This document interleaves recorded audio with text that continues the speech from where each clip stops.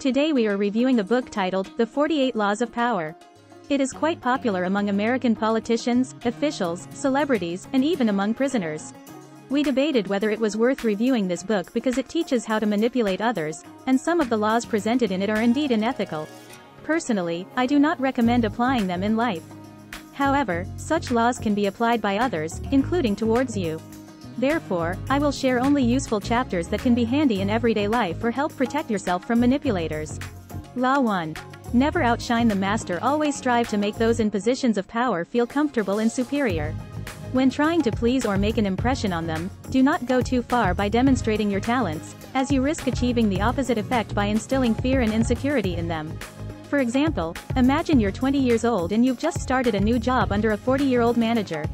After a few months, you realize that you know more than your manager, and you have a couple of excellent ideas for developing your department or team. In such situations, never display your superiority.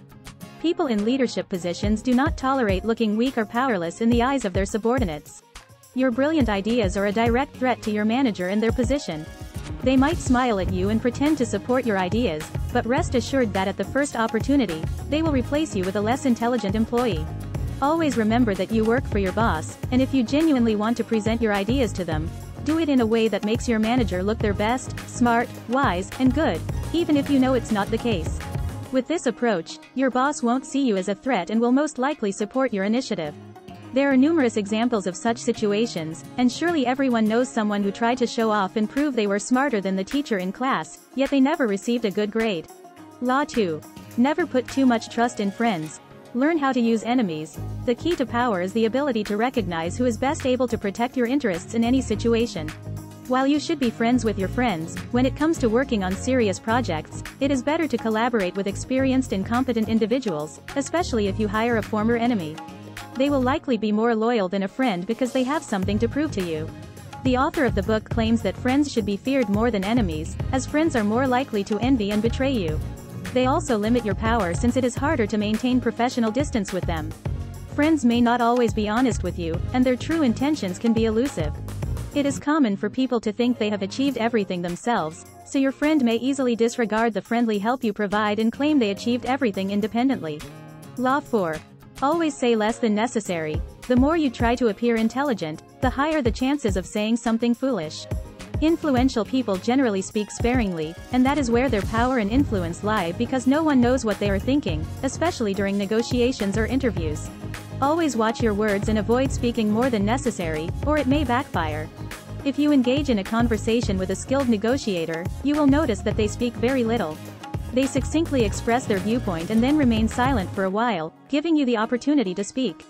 This silence can be uncomfortable, and you might feel compelled to say anything just to fill the awkward pause. Sometimes, you may even say something completely unrelated to the conversation just to sustain the dialogue and avoid the discomfort of silence. As a result, you may end up sharing too much about yourself and lose your influence in the eyes of the interlocutor. Law 9. Win through your actions, never through argument. Actions are far more effective than arguments when it comes to getting others to agree with you. Instead of explaining and reasoning, show through your actions. The renowned sculptor Michelangelo worked in his workshop, and when his sculpture was nearly complete, the mayor of the city, Soderini, visited him and said, "You have worked excellently, but the nose is too big." Michelangelo knew that the nose was fine. Soderini simply wanted to demonstrate his importance. Instead of arguing with the mayor, Michelangelo pretended to work on correcting the shape of the nose, tapping the tools against the sculpture and creating dust to give the impression of adjustments. Then Michelangelo said, "All right, step back now and see if everything is in order." Verbal arguments, even if their point has been exhausted, always leave an unpleasant residue with the interlocutor. Therefore, strive for victory through your actions, as they are more persuasive than words. Law 10. Infection. Avoid the unhappy and the unlucky. Other people's misfortunes can be deadly for you. Emotional states are as contagious as diseases. You may think you are saving a drowning person, but you are actually bringing your own misfortune closer.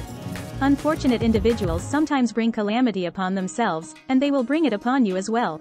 It is like helping a friend who constantly finds themselves behind bars. You may think you are helping them, but you are simply infecting yourself with their unhappiness.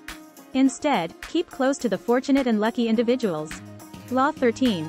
When asking for help, appeal to people's self-interest, never to their mercy or gratitude. If you have to turn to someone for help, Don't try to remind them of the kind deeds you have done for them in the past. The person will find a way to ignore you. Instead, in your request, show them something that will be beneficial to them and emphasize it.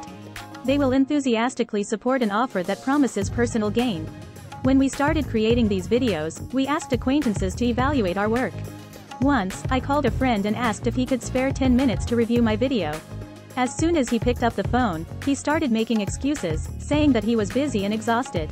I realized that our conversation wouldn't go well, so I shifted gears.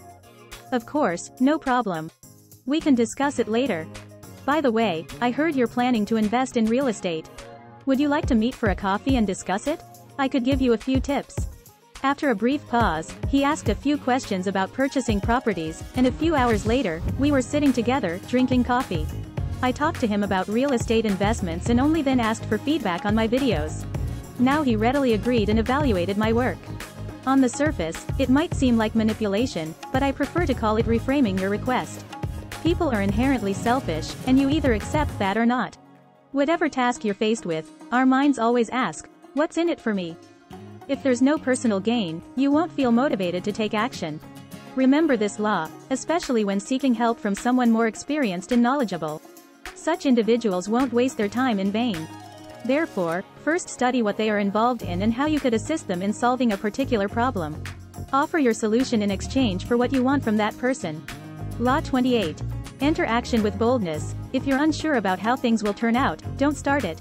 Your doubts and hesitations will hinder execution. Timidity is dangerous. It's better to make a bold move right away. Any mistakes you make due to overconfidence can easily be corrected with even more self-assurance. Boldness is admired, and you won't achieve much by being timid. A few years ago, my friend was interviewed for a position in which he was far from being an expert. Surprisingly, he got the job. When I asked him how he managed it, he replied, "For some questions, I didn't know the answer, but I showed the employer that if necessary, I would figure it out and be the best employee in the department." Several months later, he met the manager who conducted the interview and received feedback. The manager said, "The only reason I hired you is because during the interview, you demonstrated your boldness and fearlessness. Your qualifications were clearly lacking. Most people in your position wouldn't even dare to show up for the interview." Law 36. Disdain what you cannot have. Ignoring is the best revenge. If you acknowledge a problem, you give it the right to exist. The more attention you give to your enemies, the stronger they become. When you start correcting a small mistake, it turns into a big one. Sometimes it's better to leave everything as it is if you desire something but cannot possess it. Simply ignore it. The less interest you show, the more unattainable you will appear. When you acknowledge your enemies, even to resist them, you fall under their influence. By ignoring them, you destroy them. This infuriates them and throws them off balance, but since you don't care, they can do nothing. Law 40. Despise the free lunch. Nothing is given to us for free. Usually, there's a cunning trick or hidden obligation behind it. Always pay the full price.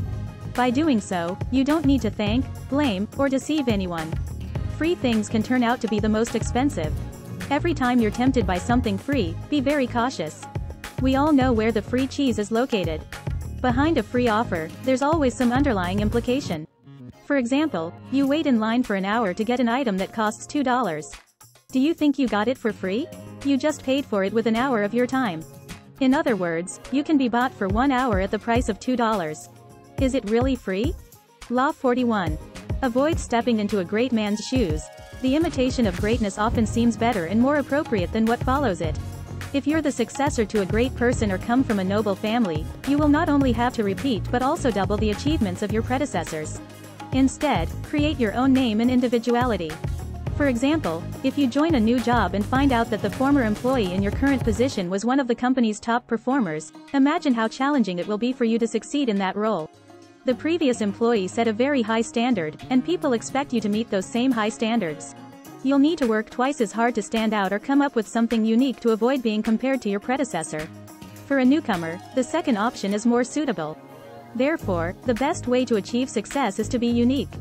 But exercise caution because the past is valuable experience, and it's illogical to completely destroy everything and build something entirely new. Law 45. Preach the need for change, but don't overdo reform. Deep down, everyone realizes the necessity of change, but people are driven by their habits. They like to do what they're accustomed to. Radical changes may not sit well with people, leading to irritation and resistance on their part. If you've obtained a managerial position and are trying to improve the work of your staff but don't know where to start, always refer to the experiences of previous years. And if changes are indeed necessary, let them be subtle and presented to employees as an upgrade to accumulated experience. Law 46. Never appear too perfect. People hate it when someone appears better than them. Always striving to seem superior to others is dangerous. But it's even worse to pretend that you have no flaws or weaknesses. Envy breeds silent enemies. Therefore, sometimes it's worth showing your imperfections to discourage envy. Only a small percentage of people succeed, regardless of the circumstances. Around successful people, there will always be envious individuals. If you happen to reach the pinnacle of success, be wary primarily of your friends and acquaintances who have had less fortune. And so, we have examined the most interesting laws of power. Before implementing them in life, it is important to plan everything in advance or read the entire book to better understand the essence of the examples provided. These are not mere words but truly powerful laws of communication that can have a reverse effect if used thoughtlessly. Suppose, for instance, you try to appear thoughtful and significant by maintaining silence during a conversation. Your silence may make the other person think that you are hiding something and appear suspicious. Therefore, it is necessary to approach everything with wisdom. Which of the presented laws did you like the most? Write about it in the comments.